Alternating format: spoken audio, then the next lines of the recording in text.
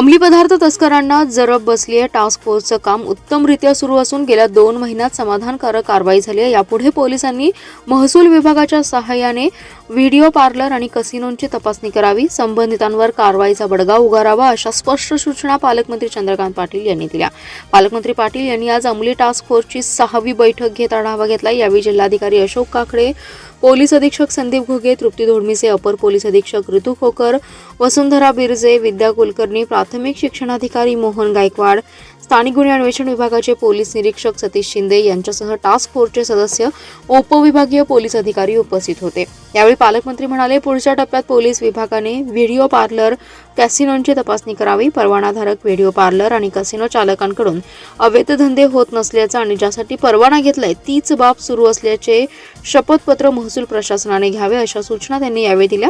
अंमली पदार्थ विरोधी प्रबोधनात्मक लघुचित्रफित जिंगल्सच्या स्पर्धेला प्रतिसाद मिळत असून त्याची 31 मार्च अंतिम मुदत आहे। एप्रिलमध्ये प्रवेशिकांची छाननी केली जाईल आणि 1 मे रोजी बक्षीस वितरण करण्यात येईल। शाळा, महाविद्यालये, ITI, अभियांत्रिकी महाविद्यालये, तंत्रनिकेतनच्या विद्यार्थ्यांनी या स्पर्धेत मोठ्या प्रमाणात सहभागी व्हावं। सोशल मीडियाच्या माध्यमातून अशा जनप्रबोधनात्मक लघुपटांचा जास्तीत जास्त प्रसार करावा। यावेळी अंमली पदार्थ प्रकरणी पोलीस दलाने केलेल्या आतापर्यंत कार्यवाहीबद्दल पालकमंत्री चंद्रकांत पाटील यांनी पोलीस दलाचं अभिनंदन केले।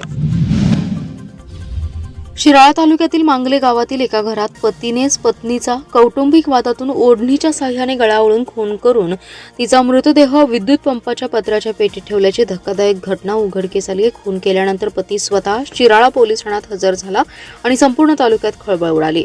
प्राजक्ता मंगेश कांबळे असं खून झालेल्या महिलेचं नाव असून पती मंगेश चंद्रकांत कांबळे याला पोलिसांनी अटक केली आहे। मंगेशचा भाऊ निलेश आणि त्याची आई गेल्या 15 वर्षांपासून मांगले येथे वास्तव्यास आहेत। मांगले वारणानगर रस्त्यावर ज्योतिबा मंदिराच्या समोर रामचंद्र वाघ यांच्या कौलारू घरात ते भाड्याने राहत होते। गेल्या 4 दिवसांपूर्वी मंगेश, त्याची पत्नी प्राजक्ता आणि 6 वर्षांचा मुलगा शिवम, 3 वर्षांची मुलगी शिवन्या मुंबईहून आई आणि भावाकडे राहायला आले होते। सकाळी 10च्या दरम्यान निलेश आणि प्राजक्तामध्ये वाद झाला। वाद विकोपाला गेल्याने मंगेशने प्राजक्ताचा ओढणीने गळावळून खून करून विद्युत पंपाच्या पेटीत हातपाय मोडून मृतदेह ठेवला आणि भावाकडून गाडी घेऊन निघून गेला। दरम्यान मंगेशचा 6 वर्षाचा मुलगा शिवम दारातच रडत होता। त्यावेळी निलेशने त्याला समजावून काय झालं विचारलं असता शिवमने भांडण होऊन पप्पांनी आईला मारून खोलीत ठेवल्याचं सांगितलं। त्यानंतर निलेशने मंगेशला फोन करून गोरक्षनाथ मंदिराजवळ जाऊन सविस्तर माहिती विचारल्यानंतर त्याने खून केल्याचं सांगितलं। यानंतर या तिघांनीही त्याला आम्हाला त्रास होईल, तू पोलीस स्टेशनला जाऊन माहिती दे असं सांगितलं। त्यानंतर तो स्वतः शिराळा पोलिसात हजर झाला। दरम्यान दुपारनंतर घटनेची माहिती मिळाल्यानंतर ज्योतिबा मंदिरा शेजारी वाघ यांच्या घरासमोर लोकांनी बघण्यासाठी गर्दी केली। शिराळा पोलिसांनी मयत प्राजक्ताच्या आईला आणि इतर नातेवाईकांना घटनेची माहिती दिली। आमदार गोपीचंद पडळकर यांच्यावर सोलापुरात झालेल्या हल्ल्याचा मास्टर माइंड आमदार रोहित पवार असल्याचं उघड होते। बहुजन समाजातील आमदार गोपीचंद पडळकर यांच्यासारखे नेतृत्व संपवण्यासाठी खालच्या पातळीचं राजकारण करणाऱ्या आमदार रोहित पवार आणि त्यांच्या पिलावळीचं निषेधार्थ भारतीय जनता पार्टीच्या वतीने भारतीय जनता पार्टीचे सांगलीचे जिल्हा सचिव पंकज दबडे, अनुसूचित जाती मोर्चाचे प्रदेश उपाध्यक्ष संदीप ठोंबरे यांच्या नेतृत्वाखाली आज विटा येथील चौकात डॉक्टर बाबासाहेब आंबेडकर यांच्या पुतळ्यासमोर जोरदार घोषणाबाजी आणि तीव्र निदर्शने करून आमदार रोहित पवार यांच्या पोस्टरला जोडे मारो आंदोलन करण्यात आले। आमदार रोहित पवार यांना अटक करण्याची मागणी आंदोलन करणाऱ्या कार्यकर्त्यांनी केली आहे। यावेळी भाजपचे तालुका अध्यक्ष ॲडव्होकेट प्रमोद भारते, विद्यार्थी आघाडीचे पश्चिम महाराष्ट्र अध्यक्ष निलेश पाटील, सुधाकर शिरतोडे, माणिक शिंदे, राहुल मंडले, करण जाधव, प्रथमेश साळुंखे, अक्षय मोहिते, सामराय तुबमगी, शशिकांत मस्के, महादेव साठे, सुभाष लांडगे, राहुल सकट, मुकेश पंडित यांच्यासह पदाधिकारी आणि कार्यकर्ते मोठ्या संख्येने उपस्थित होते। मुंबईत अधिवेशन संपल्या पालकमंत्री चंद्रकांत दादांनी चिंचणी येथे माजी खासदार संजय काका पाटील यांचं निवासस्थान गाठलं। सकाळी 7:30 वाजता त्यांच्या सदिच्छा भेटीने अनेकांच्या भुवया उंचावल्या असून भाजप घर वापसीवर चर्चा झाल्याचं समजतंय।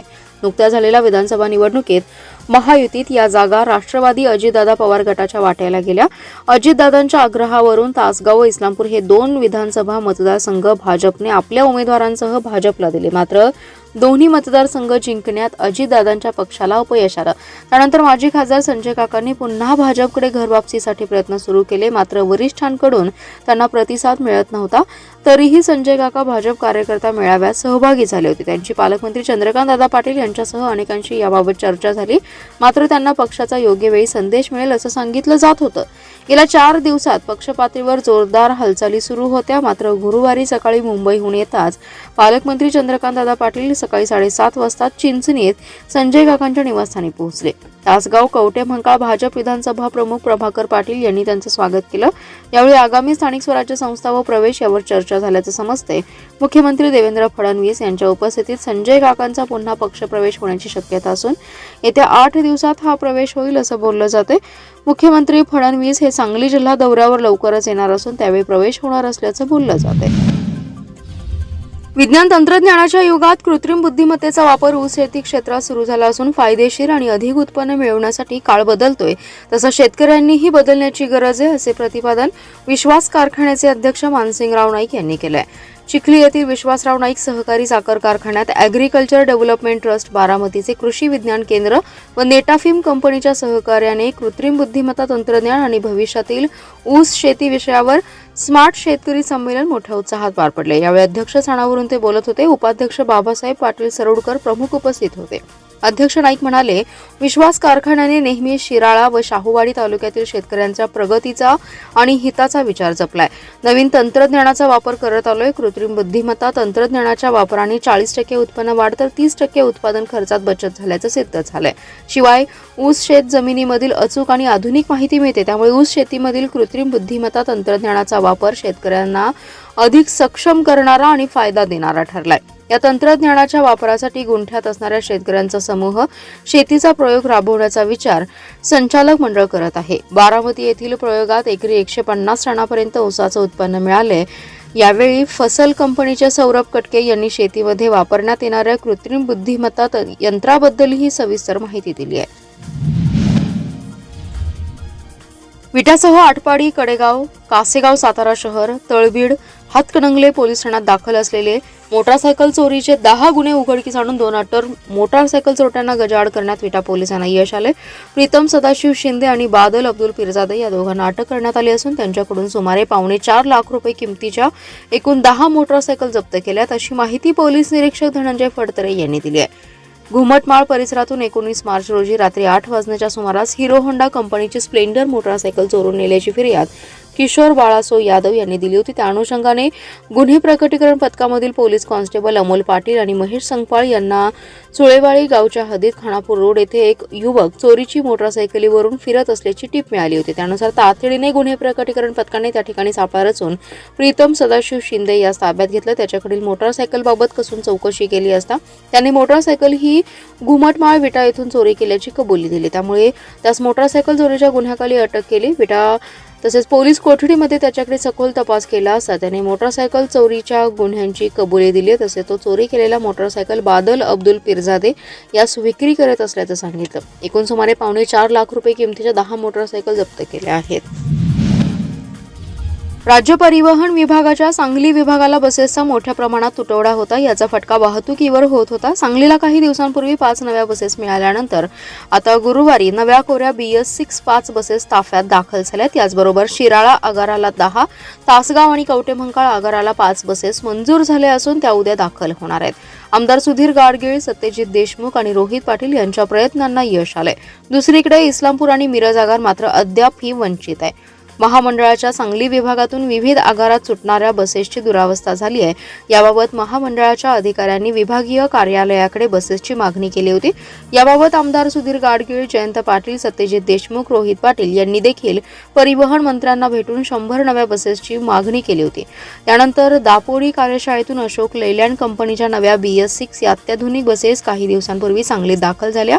यानंतर पुन्हा 5 बसेस ताफ्यात दाखल झाल्याने नव्या बसेसची संख्या ही 10 वर गेली आहे. सांगलीतून छत्रपती संभाजीनगर, हैदराबाद, मुंबई आणि नाशिक या मार्गावर नव्या बसेस धावतात. या मार्गावरील जुन्या बसेस या स्थानिक गाव पातळीवर चालवण्यात येत असल्याने वाहतुकीचा ताण मोठ्या प्रमाणात कमी झालाय. जिल्हा क्रीडा संकुल आता अद्ययावत होणार आहे. 400 मीटर धावन मार्गाचे सिंथेटिक धावन मार्ग बॅडमिंटन हॉलचे अद्ययावतीकरण, जलतरण तलाव दुरुस्ती, कबड्डी, खो खो खेळण्याकरिता डोमची सुविधा, जलतरण तलावासाठी सौर ऊर्जा पॅनेल, बाह्य स्रोतातून संकुल देखभाल व कार्यालयीन कामासाठी कर्मचारी नियुक्ती आदी सुविधांचा यामध्ये समावेश करावा. त्याचं पुढील आठवड्यात सादरीकरण करावे अशा सूचना राज्याचे उच्च व तंत्र शिक्षण मंत्री तथा संसदीय कार्यमंत्री तथा सांगली जिल्ह्याचे पालकमंत्री चंद्रकांत पाटील यांनी दिल्या. तसेच प्रशासकीय यंत्रणांनी जिल्हा वार्षिक योजनेअंतर्गत प्राप्त निधी 100% खर्च करावा. राज्य व वार्षिक स्तरीय यंत्रणांनी 31 मार्च 2025 पूर्वी त्यांचा संपूर्ण खर्च होईल याची दक्षता घ्यावी. केलेली कामे दर्जेदार आणि गुणवत्तापूर्ण असावीत अशा सूचनाही त्यांनी यावेळी दिल्या. जिल्हाधिकारी कार्यालयाच्या बैठक सभागृहात जिल्हा वार्षिक योजनेची बैठक संपन्न झाली. यावेळी बोलताना चंद्रकांत दादा म्हणाले, आराखड्यातील सर्व कामे तात्काळ सुरू करून ती येत्या वर्षभरात पूर्ण करण्यासाठी प्रयत्न करावेत. जिल्हा क्रीडा संकुलातील सोयी सुविधा वाजवी भाडे तत्वावर देण्यासाठी नियमावली तयार करून उत्पन्न वाढीसाठी प्रयत्न करावेत अशा सूचना त्यांनी यावेळी दिल्या. प्रलंबित बुद्धिबळ भवन उभारणी संदर्भातील सद्यस्थितीचा आढावा घेतला, त्याचाही आराखडा तयार करण्याबाबत सूचना दिल्या. तसेच जिल्हा क्रीडा संकुल येथील बॅडमिंटन हॉलच्या सद्यस्थितीची पाहणी करून तो अद्ययावत करण्यासाठी आवश्यक ती कार्यवाही करण्याच्या सूचना दिल्या. जुनेखेड ग्रामपंचायतीने स्वच्छ, पारदर्शी आणि लोकाभिमुख कामकाजाची त्रिसूत्री जोपासून राज्यात आदर्श निर्माण केलाय. आर्थिक वर्षात ग्रामपंचायतीकडे रुपया कसा आला आणि खर्च कसा झाला याबाबतचे फलक गावात मुख्य ठिकाणी प्रदर्शित केलेत. ग्रामपंचायतीने सलग दुसऱ्या वर्षी राबवलेल्या या उपक्रमाचं सर्वत्र कौतुक होत आहे. गावोपांढरीत राहणाऱ्या सामान्यातल्या सामान्य माणसापर्यंत विकासाची गंगा पोहोचली पाहिजे, विकास कामात समतोल राखला पाहिजे, सर्वांना सामाजिक न्याय मिळाला पाहिजे अशी या पाठीमागची भावना आहे. ग्रामपंचायतीमध्ये कोणकोणत्या स्रोताद्वारे पैसे येतात, खर्च कसे होतात हे समजलं पाहिजे, हा या पाठीमागचा उद्देश आहे. या पारदर्शक प्रशासनामुळे प्रत्येक गावकऱ्यांमध्ये जुनेखेड माझे गाव ही आत्मीयता निर्माण झाली आहे. सरपंच प्रियांका राहुल महाडिक आणि सर्व सदस्यांनी राबवलेल्या या उपक्रमामुळे तरुणाईवर अभिनंदनाचा वर्षाव होतोय. या विधायक उपक्रमाचे संकल्पक अभियंता राहुल दत्तात्रय पाटील यांनी सहकार्यांना घेऊन गावात जमा खर्चाचे फलक गावात विविध ठिकाणी प्रदर्शित केले. त्याचं उद्घाटन सर्व महिला पोलीस निरीक्षक संजय हरुगडे, ज्येष्ठ पत्रकार प्राध्यापक डॉक्टर संजय थोरात, प्राध्यापक डॉक्टर अशोक शिंदे यांच्यासह अन्य मान्यवरांच्या हस्ते झालं. या प्रसंगी सरपंच सौ प्रियांका राहुल पाटील, सामाजिक कार्यकर्ते व उद्योजक संभाजी पाटील, प्राध्यापक राहुल पाटील, ग्रामपंचायत सदस्य उपस्थित होते. मार्च एंडला अवघे 4 दिवस शिल्लक राहिल्याने जिल्हा मध्यवर्ती सहकारी बँकेने थकीत कर्जाच्या वसुलीचा धडाका लावलाय. शेती, बिगर शेती पगारदारांसह सोने गहाण कर्जापोटी तब्बल 67 कोटी रुपये वसूल केले. त्यात सर्वाधिक 13 कोटी रुपयांची वसुली झाली आहे. उर्वरित कालावधीत बड्या कर्जदार संस्थांची मोठ्या प्रमाणात वसुली होण्याच्या आशा बँक प्रशासनाला आहे. मार्च यांच्या वसुलीसाठी जिल्हा बँकेच्या सांगलीतील प्रधान कार्यालयातील अधिकारी सर्व तालुक्यात वसुलीसाठी जात आहेत. मुख्य कार्यकारी अधिकारी शिवाजीराव वाघ यांच्या मार्गदर्शनाखाली बँकेने वसुली मोहीम सुरू केली आहे.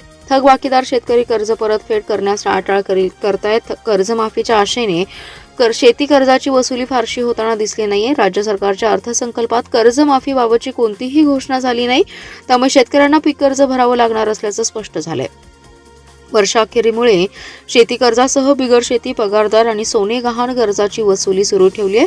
जिल्हा बँकेने शेती आणि बिगर शेतीसाठी दिलेले कर्जही मोठ्या प्रमाणात थकीत आहे. यापूर्वी 1016 कोटी रुपयांच्या थकबाकी वसुलीसाठी बँकेने तब्बल 4488 कर्जदारांवर वेगवेगळ्या प्रकारची कारवाई केली आहे. मार्च एंडला अवघे 4 दिवस शिल्लक राहिल्याने वसुलीला वेग आलाय. चालू आठवड्यात बँकेने तब्बल 67 कोटी रुपयांची वसुली केली आहे.